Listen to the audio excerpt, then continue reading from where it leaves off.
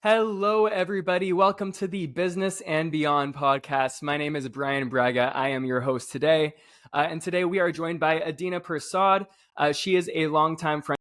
We actually met in grade 9 in high school at Preston High School. So I've known her for quite a while, but I am here to interview about her real estate business today. Adena, thank you so much for coming on the podcast.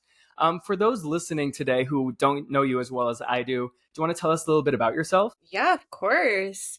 First of all, I want to say thank you for having me. I feel like we've come a long way since grade 9, since working at Chuck E. Cheese together. Oh, yes. Working on all these projects together now. It's like really nice to have like a full circle moment. A little bit more about me. I started my kind of professional career after I read Rich Dad, Poor Dad. I think I've told you about this before.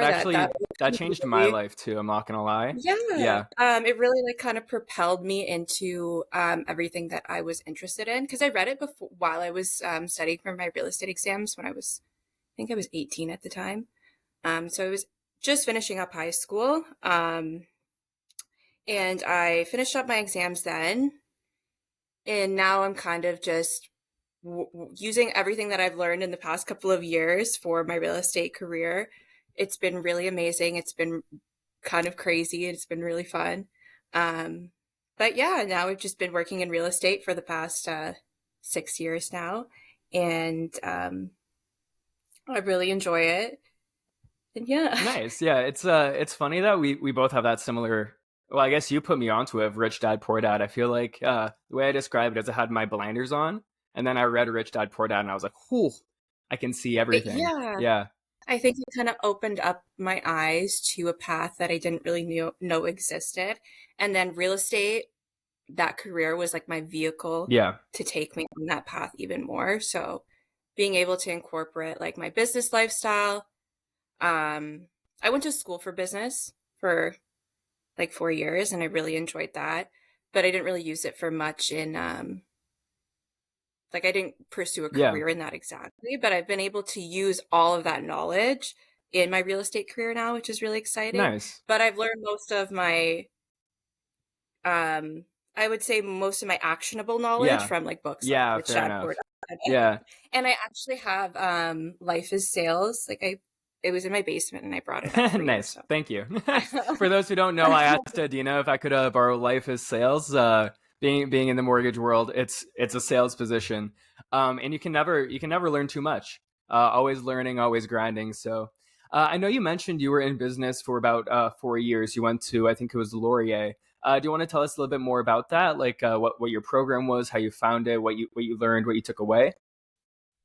So I took an extra year of high school actually. So I took a year back, which was like, it was a little stressful for me because all my friends were moving on and I was like, you ended up leaving. I remember that you ended up leaving high school and that was like a big change for me. My best friend Molly, who's also a realtor now, ended up leaving and she was in university and I was just like stuck in high school and just kind of, I was working on my real estate license, but I was just away from like, the university scene. So I had a guidance counselor that told me, not to apply to the programs that I was applying to because she didn't think I was going to get in. So my little 18-year-old self was like, well, I'm going to apply anyways because I'm going to prove her wrong. So I applied to Guelph and Laurier. Those were my top 2 choices. I ended up going to Laurier because I just really liked the program. I had a lot of my friends like recommend the program to me. But I didn't really know what I was getting myself into. I was kind of just going for something business related so that I could use it for real estate. So I was finishing up my real estate license when I was in my second year of university. My experience at Laurier was amazing. I absolutely loved it. It was very hands-on, actually. We worked on a lot of real-life cases and projects. Nice. So that's why I feel like I was able to take a lot of my business, my finance background, my marketing background, and then apply it to real estate. Nice. But yeah, I love school. I wouldn't say it's like necessary for everyone. I think getting into the real world experience is the most valuable thing you can get. But having that background from university really showed me how to like manage my time as well, like all of those soft skills that are transferable to real estate Nice, now. that's awesome. And I know you said you've been in real estate for about 6 years now, and that's a killer chunk of time for someone in their 20s, especially too. Like you're not even, well, you are freshly 25 actually, so right in that I know. halfway point, halfway to 50. I know, Yeah, right? Like literally mid yeah. 20s. How does that frontal lobe feel now that it's developed? Oh my God, like so much is it's crazy when they say like um your frontal lobe develops and things will change. Like I've Yeah, made so many decisions like I've made so many different decisions since turning 25 that have changed my life completely. nice. I don't know, it's true. Like Yeah. it something just happens when you turn 25 and you just like your eyes open and Hmm. it's like the blinders come off again Yep. and like you see life a little differently You again. get two puberties. The first one's when you read Rich Dad Poor Dad, and the second one's when you turn Yes. 25. Yeah, it's when you turn 25 and then like things just get like a little bit more real. I feel like I'm the way I would describe it is that I'm just smarter now. Like I'm Yeah. using everything that I've learned from the past like 5 years from like 20 to 25 Yep. and I know that I can accelerate so much from like for the next 5 years Nice. by using everything that I've already learned. Even though it was kind of like Yeah. there's obviously those ups and downs. I feel like there's always like a 4-year period even in the economic market. Yep. There's always like these 4-year periods where it's going really really good and then we're seeing like a really big crash Mm. and I feel kind of like that's where life is like as well. Yeah. Fair You see enough. really good times and Yeah. then you have really bad times. So if Nice. you can use those bad times to you know, make the good times even better, I feel like that's what the next 5 years is Yeah. going to be like. Yeah. Fair enough. I'm very excited for my frontal lobe to finish developing. I'm almost there, almost out of the oven, but not quite. But that's the perk of a late birthday, I guess. Yeah. How are you finding like because you're a little bit more new in the industry, how are you enjoying like this crazy market? Because I feel like the when you entered, we were in more of a downward trend. Yeah. So I'm finding it like I guess like a lot more eye opening than I thought it'd be. Like going into this, even in school for getting my mortgage license, like I was like, oh yeah, like I'll be rough at the start, like not knowing how the economy is and like the why the interest rates are as high as they were. Like I wasn't aware fully of like what was going on in the economy. I guess I didn't prepare myself mentally enough for this upward battle that I'm facing. But like, granted, it's giving me so many skills on how to like find leads, how to navigate a bunch of different complex situations. Like, it's giving me so many life skills where I almost feel like this is really like preparing me to have such a good foundation, where Mhm. I'm strictly set up so nicely for the future. It's funny that you mentioned like your mental kind of state because I would have thought you're like really at that high point because there was a point in my career where I was talking to you where I was like, "Oh my God, this is getting really like this is getting really hard." Yeah. And you're the one who motivated me. I'm not gonna lie, where it kind of I had a little switch and I was like, you know what, Brian's right. And I kind of maybe need to surround myself with people who have that mindset of, it's maybe it's not great right now, but Yep. there's a future and it's brighter. Um, and I wasn't in that mind state for a while, Mm. but being around people like you and my other mentors or my other Yeah. friends who are in this industry has really helped me continue. Nice. Yeah, I feel like being toxically positive, like as hard as it is to be sometimes, like Yeah. there's always a light at the end of the tunnel. And if it's So like yeah, consistency, I really feel like is a big thing too. And if you're consistently putting in the yeah, work, consistently doing your daily activities, what you need to be doing, like eventually it will pay off. And I also feel like I'm grossly stubborn, where there's a statistic that like 80% of mortgage agents don't make it past the first 2 years. And I'm also oh, grossly stubborn that I don't want to be that statistic. So that's also keeping me motivated as well. Strictly that I want to push past being that 20% that made it and then go mhm. further and make a full career out of it. Just Yeah. to like really hit it home, being like, I took what was difficult, what most people can't do. I did it, I made it my own, and now I'm succeeding at it. And that's And my end you, goal. yeah, you said something to me. You said if we can do this, like when this market is so bad, imagine what we're going to do when like we have a good market. Yeah. And I was like, wow, okay, that was a really good perspective to look at because we're not doing horrible. Like No, yeah. we're just having a bad day. Yeah, Like for it's just sure. sometimes we're having a bad day and you just need to learn to navigate it so that when the good days come, we're having amazing Yeah. days. And with the market right now too, like we're in the market where people are quitting. People who started like in the height of Yeah. COVID where everyone and their mom was getting a mortgage. Everyone was like Mm-hmm. selling houses like crazy because the home prices were at the top and everyone was buying houses because it was so cheap. Mm-hmm. Like everyone who was in there now, they didn't get the skills to sell and how to like do proper files because they didn't need to. And now they're seeing how hard it is and now they're quitting. We're at this point where we're seeing how hard it is. We're sticking it through. And I think you told me before too, like real estate's like a wave. You got to ride that wave of like the highs and the lows. Oh, that Mm-hmm. reminded me of Riverdale, the highs and the lows of high school football. Ugh. Oh, Riverdale. Yeah. Anyways, Love that shit. going back a bit, how did you get into the career path of real estate? Okay. How did I get into real estate? Funny story. My dad's been in real estate for a while, so it's been a family kind of business that I've seen grow. When he came to Canada, he was always very entrepreneurial. Yep. So he worked at a couple of different jobs and he had his own companies and then he finally got into real estate. And I saw that up and down. Like I saw how it was very good sometimes, Yeah. it's very bad sometimes. But then I really did see the potential of what it could be. So I was always into business in high schools. I always took like business courses. And that's where my mind was always going towards. I knew if I wasn't doing real estate, I would do something Yeah. that involved business. So when I was 18, I was 17, my dad actually got really sick and he was in the hospital and he was still doing his work. Yeah. I was like, what are you doing? Like, you shouldn't be doing any of this right now. Like, you're literally sick. You shouldn't be here. Like, Yeah. you shouldn't be focused on your work. So at 17, I was like, let me try to take over what I can and learn what I can right now. So it was more of like a little, I would say like survival mode Yeah. thing for me to Yeah. do, because I was like, okay, well, if my dad's sick, he doesn't really have the support right now. Let me do what I can because I'm already interested in this field anyways. So that's when I actually started getting my license and I started getting into the program. And that was when I was in my 5th year Nice. of high school. And then I finished my real estate license when I was in my 2nd year of university. Nice. So I was kind of doing it in the background. It was always kind of like something that was there. I was like 99% sure that I wanted to do it, but like I was still always pursuing my business degree and other things on the side, just in case, and to have support for that career. So yeah, it's always been something that's kind of been in my life and I've seen the opportunity there.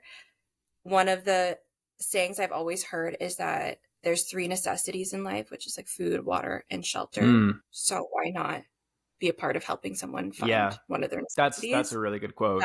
It's always going to be something that like people are going to need at the end of the day. So why not be a part of it? Yeah. So, yeah, that's kind of my story of like how I got involved in real estate. Yeah. Is it everything you've thought it'd be so far? Like selling sunsets? No. Like No. Fair enough. Do you want to expand a bit on that? It's even better than yes. The big mansions of Waterloo region. Selling sunsets is so funny because that show has taught me what sales is. Yeah.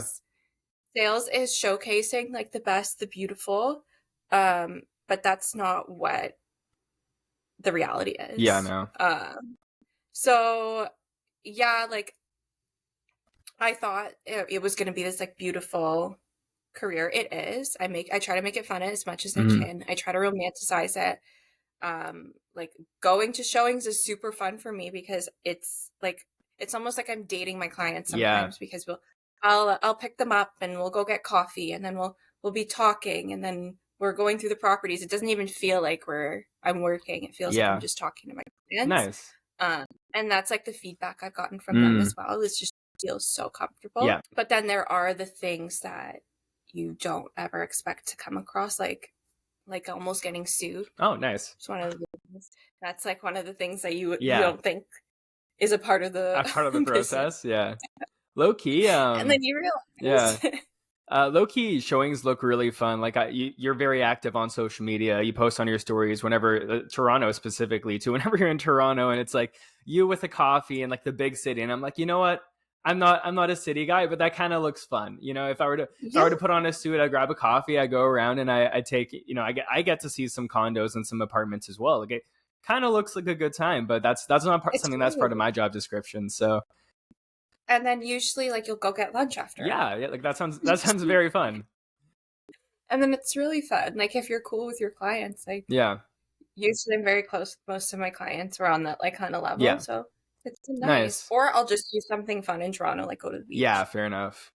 What are So you gotta make it fun or else you'll hate your Oh job. yeah, and I feel like it's the same with any job too, right? Like, and there's How do you make being a mortgage broker fun? Like how do you romanticize it? honestly, so I'm pretty social media heavy right now, and like my TikTok specifically, I make sure I'm a bit more loose, just because that app is pretty chaotic. Honestly, like there's not as many rules, not as many people are in suit and ties.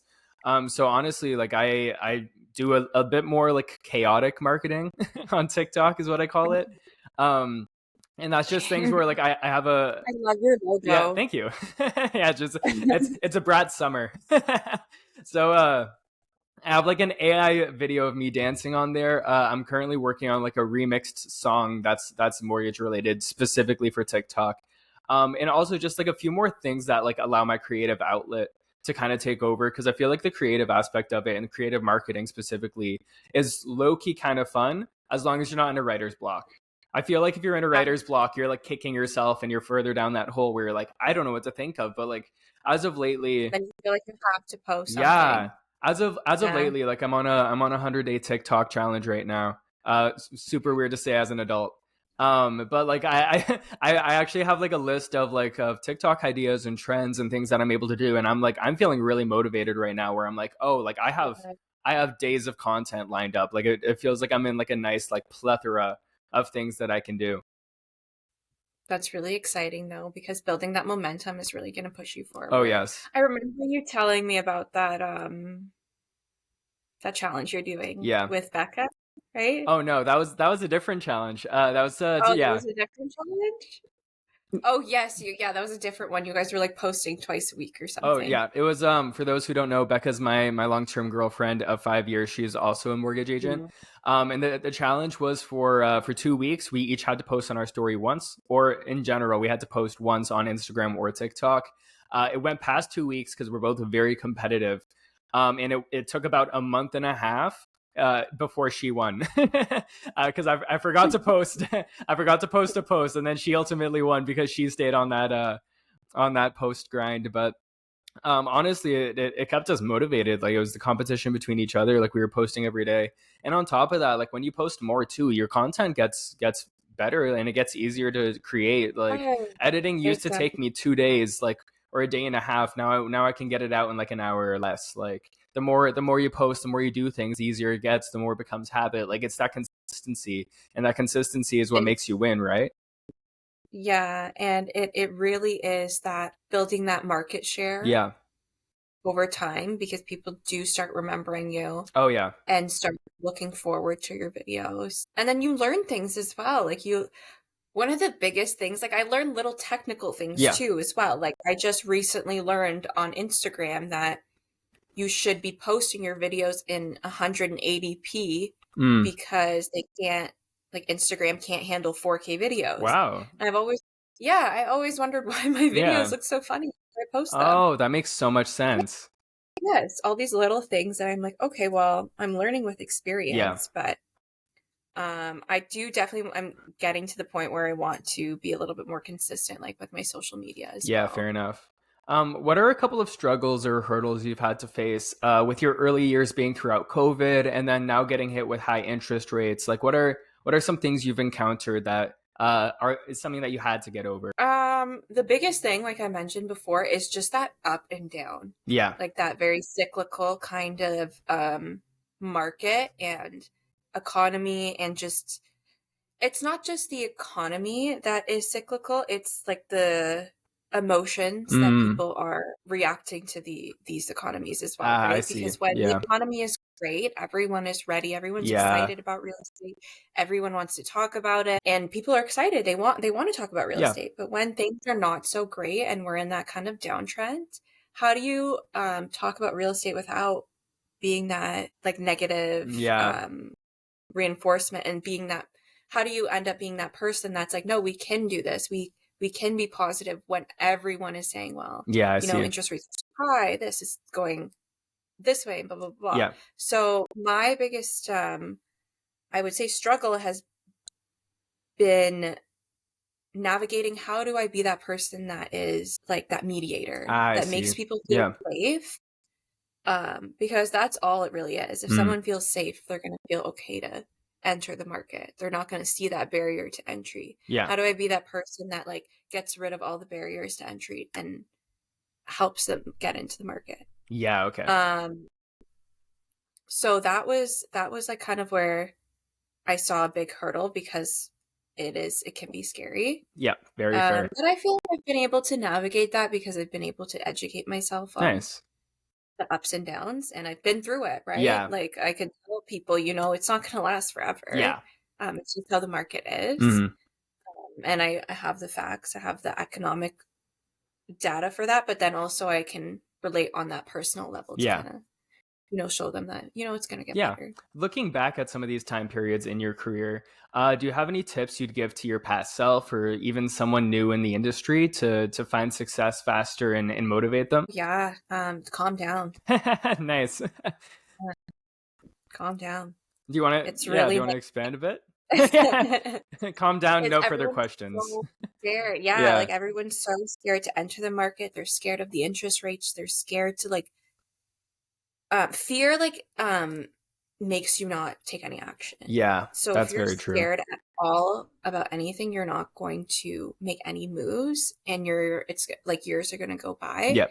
and you're going to be like, wow, I wish I just made a move 5 years ago. Yeah, that's There's fair. no better time. Like the best time to invest was yesterday. Second I've best heard time to that invest quote. right Yeah. now. So it's not only investing in like the markets, it's also like investing in yourself Yeah. as well. So it's never too late to, you know, pick up a new skill or Hmm. work on yourself Nice. to make sure that you can do those other things and one day hopefully invest in the market. Yeah. Nice. On the topic of interest rates, from a mortgage agent's perspective, it really is an eye-opening conversation to have with clients just because they're so high right now and people don't realize the gravity that we're facing just with the Bank of Mm-hmm. Canada and them mediating inflation right now. Do you want to tell me a little bit about how interest rates affect your job as a realtor or conversations you've had with your clients and how that's affected them? It's very interesting. Interest rates, I think they're like, from my personal opinion, they're really just used to scare people. Mm, There was a point in time where interest rates were 18%. yeah. Like we're dealing with what's the current interest rate right now? The overnight is 4.5. 4.5. Yeah. Okay. 4.5 and 18%. It's a big difference. Um, and people were still investing in buying properties when things were 18%. Yeah, Yeah. the economic factors were like very different back then, but there's still always opportunities if you look at it in a certain way. Yeah, that's true. Um, there was times when we had 2% interest, right? When we had Yep. great interest rates, but people still couldn't qualify for 2%, Yeah, right? fair enough. So, and I had a lot of investors who still wanted to buy properties because they understood the opportunities, Mm, right? And they went to B lenders yeah. and bought properties at 7% Yeah, when they fair. could get 2%, right? Yep. But they couldn't have gotten 2% because of the qualification process, Yeah. right? But they still took the opportunity of buying the property because they saw it. Mm. There's a saying that says, you date you Oh, date the interest rate and you marry the yeah. house. Yeah. So you can always, if you see a good opportunity, you can always refinance, Yep. And which that's is kind of maybe a plug for you. yeah. Like That's a really thanks good for way of being putting it as well. Like yeah, girl. rates don't last forever and they like quite literally at most last 7 years. Mhm. Like Yeah. so like if you're in a tough spot or you're paying something you don't want to pay, it is only temporary. You can refinance as you go. And that Hmm. is something that is fully manageable also. Just Yeah. crazy predictions. Do you have a prediction for where they'll go at the next rate announcement? I know the next one's coming up on September 4th. So like I've only heard, like this is my speculation of Yep, what I've heard, is that they're going down and everyone's really excited. I've also heard that. Yeah. Yeah. But that's just what I've heard. I haven't, I'm not going to lie. Usually I'll actually really look into like what's going on in the economy. Yeah, fair enough. What are the, like, what's like, what are really going on with the numbers. Yep. But I haven't really yet right now because I have so many mortgage brokers giving Yep. me some information. Well, not so many. It's usually just your team emailing me. Yep. It's you. And I haven't gotten a video from you this week, so It's coming. okay. Yeah, I was waiting for I my normally monthly update. yeah, I normally send them like once every like week or 2 weeks, just when Okay. something notable and big happens, and Okay, when something yeah, nothing notable is, not really, not too much for this week. Anyways, but yeah, that's what I've been keeping up. nice. Do you want to shameless plug some of your social media? Where can we find you online? And if we're looking for a realtor, how can we get into contact with you? So my Instagram is just my first and last name, Adena Persaud. Very easy. Same with my Facebook.